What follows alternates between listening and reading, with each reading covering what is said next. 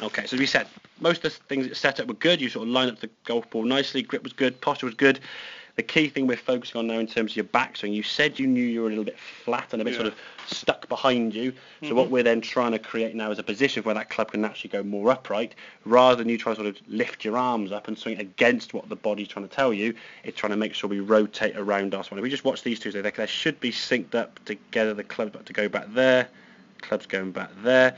We just watch these swings sort of side by side. The left one's a bit slow now, but you'll still see if we stop the backswing here, so halfway back, we can see now straight away how much less you've moved out of the spot there on that right hand side. Now that's probably longer than your chipping and pitching would be, but if we go back a couple of frames there, that's kind of your chipping backswing. If we go back to here, you're at the circle. So potentially now, if you've moved that smidgen nearer, you know the hossel's only that much away from the sweet spot. When you set it for a chip shot, if you've moved that much already, when you come back to golf ball, there's less speed and momentum to sort of fire yourself up. You're only going to bring one part of the golf club to the golf ball, and that's unfortunately the heel. And what might have happened is you may have just been playing shots from the heel for a while and not realised it, because you wouldn't check that. If you're hitting a good chip shot, well, that's fine. Carry on doing this, and doing off as it goes, and then you get exactly your head's just completely gone. You're like, oh my god, what do I do? And then unfortunately, the biggest, or the most common bit of advice I hear every day is keep your head down. That's the worst thing you can do. Your head going down lower and lower and lower is going to get yourself in a worse position, isn't it? So, so we watch those swings there. If we go back, that should be about there, and then there. So the swings go back to the top of the backswing now.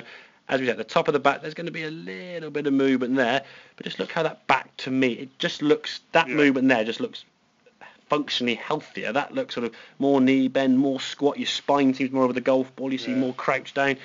It just looks like a more painful position from there. And again, to deliver that club back to the golf ball is going to be tricky. Okay, so as you come back to it now, you think, oh, there's that sort of sway back here and try and rise up. This one here now, we can sort of just stay in that circle and just bosh back the ball. You can see though, because you haven't been moving this way, how you do sort of come a little bit back slightly, because you're used to doing that, which is something you've got to adjust. But I think in time, by just focusing on one thing in the backswing, the downswing will sort of evolve into a better move. You're not going to start thinking about the club. You think at the speed at the time you've got, if that's top of your backswing there at 5.07, you hit the golf ball at 300th of a set. What can you think about in that time? Not a lot, mate. It's going to be straight away. So setup's good, okay. On occasions, and we sometimes is in the winter when it's cold and we're wrapped up with loads of clothes, and then we sort of had a nice Christmas and New Year, and we sort of indulge ourselves and get a bit sort of slouched down sort of thing. We find our posture gets a bit sort of lazy, so always keep checking that. But today your posture's pretty good. You're in a position where your back can rotate, but on occasions you might get, if again body language, if you're playing poorly, what happens? Your head goes down, and you get in a slouch. So when you get in that slouch, your body won't be able to rotate as well. It will then go back to the sort of left-hand side screen where you're sort of dropping down to try and find some sort of motion. So if you can get that sensation, like I say, good drills you can do. Number one, up against that wall there, we said at home or work anywhere in the office, we get sort of split 2 seconds, put the kettle on at home and just go and stand in the kitchen and sort of do that for a couple of minutes while the kettle boils. Just get yourself up against the wall there, and you'll feel the pressure on your forehead there, whether it's sort of moving into it or moving sideways, and you'll just try and get it. Just do the backswing. The through swing is going to be different because you are going to be rising up and twisting through, so it's just a backswing motion, back to start, just trying to get that motion. What does that feel like? The other one then, if when the sun does come out, get the sun behind your head there, somewhere there, and you'll sort of see a shadow, hopefully somewhere like so, and you can sort of see where your head's going to be.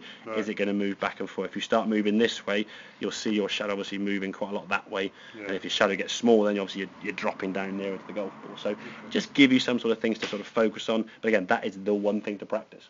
Work on that thing there. You can see there's not much to think about there, and as a result of that, we're getting the club a lot higher. You don't need to worry about getting the arms up, because the arms aren't working against what they want to do. They're just following where the body's going, and the backswing to me does look a bit healthier. So make sense? Yeah. Right, let's have a couple of the drive then, okay? See how that goes.